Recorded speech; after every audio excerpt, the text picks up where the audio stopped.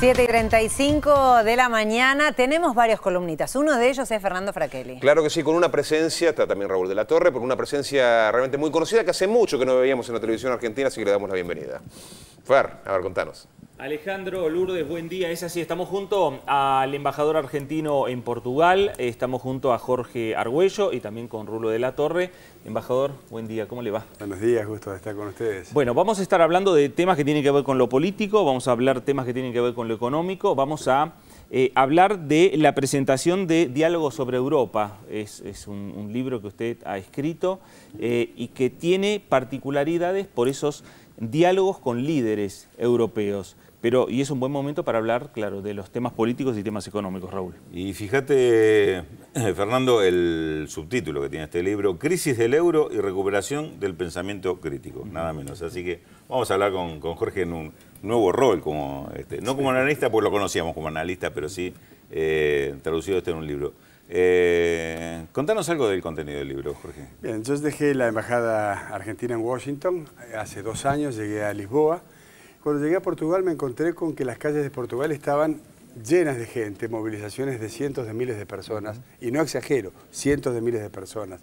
Dicen los portugueses que fueron las movilizaciones más grandes desde la Revolución de los Claveles, aquella que en 1974 puso fin a la dictadura más larga de Europa, que fue la de Salazar. Había una consigna que presidía todas estas movilizaciones y esa consigna era que se licie la troika, que en español quiere decir que se joda la troika. La troika es una tríada de organismos europeos que son el Banco Central Europeo, el Fondo Monetario Internacional y la Comisión Europea. ¿Qué hace la troika? Es la responsable de llevar adelante, de definir los rescates de los países endeudados y en crisis, es decir, los que le prestan dinero, y los que imponen las condicionalidades, que en Europa son conocidas como las políticas de austeridad. Nosotros en América Latina y en Sudamérica en particular tenemos una vasta experiencia en materia de condicionalidades del Fondo Monetario Internacional. Ustedes recordarán que hasta el año 2009, creo que fue cuando el gobierno del presidente Kirchner decidió cortar de cuajo esta situación y pagarle cash al Fondo Monetario Internacional para que se retirara del ámbito de definición de las políticas domésticas. Nosotros lo padecimos ciertamente y con intensidad. Europa está viviendo una situación de crisis compleja. Ustedes piensen que Grecia, esto lo hablé con Alexis Tsipras, el primer ministro, que es uno de los entrevistados que tengo en el libro, Tsipras me decía que la deuda griega ha llegado al 177% del Producto Bruto Interno griego. Ustedes piensen que Argentina, en su peor momento, cuando llegó la noche, digamos 2001-2002, nuestra deuda alcanzó el 160%. Pero Portugal tiene el 130% del Producto Bruto Interno, España tiene el 100% del Producto Bruto Interno, Argentina tiene el 9%. Fíjense entonces cómo el caso argentino sí es un caso también a considerar.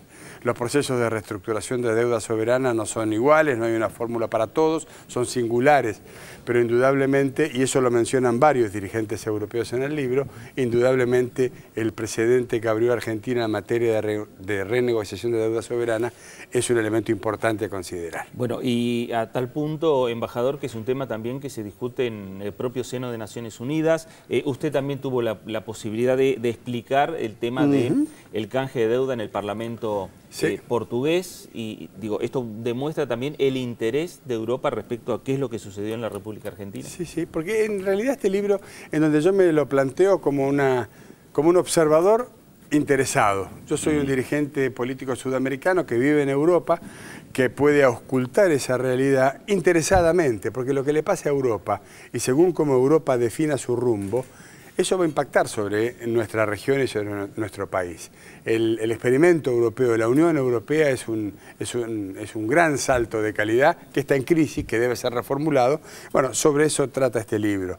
Hace 3 semanas el Parlamento portugués, la Asamblea de la República, organizó una jornada completa de debate sobre las deudas externas. El único embajador invitado fui yo, pero fui invitado, fíjense, yo he sido parlamentario de tantos años, fui invitado a exponer en el recinto de la Asamblea de la República y a debatir con los diputados de todos los partidos con representación parlamentaria en Portugal Ahí estamos sobre la viendo las deuda imágenes, argentina. ahí ¿no? estamos viendo las imágenes. Ahí me tocó exponer precisamente sobre exposición. todo el proceso de endeudamiento y de desendeudamiento que llevó adelante la Argentina recientemente. En el libro aparecen varias personalidades que han charlado con Jorge Argüello, que han dejado soporte, como él mencionaba, Alexis Tsipras, pero también Íñigo Errejón, que es de Podemos, de España, bueno, Ban Ki-moon, el titular de Naciones Unidas.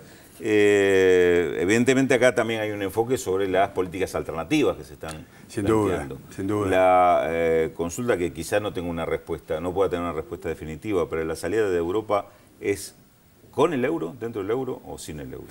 Yo creo, bueno, eso es lo que se está debatiendo. Mi opinión personal es que Europa, esto me lo dice Romano Prodi, el ex presidente de la Comisión Europea y ex primer ministro de Italia. Prodi me dice en un momento de la conversación, las bicicletas solo pueden ir para adelante. Si la bicicleta se detiene, se cae, y ni siquiera los europeos, me dice, podemos pedalear para atrás. Esto quiere decir que Europa va a tener que encarar una reformulación de las reglas de juego, pero me parece que el fantasma del abandono del euro está superándose. Lo que hace falta ahora es definir, y aquí es donde Syriza en Grecia o Podemos en España pueden ser los portadores de nuevas respuestas a estos problemas nuevos.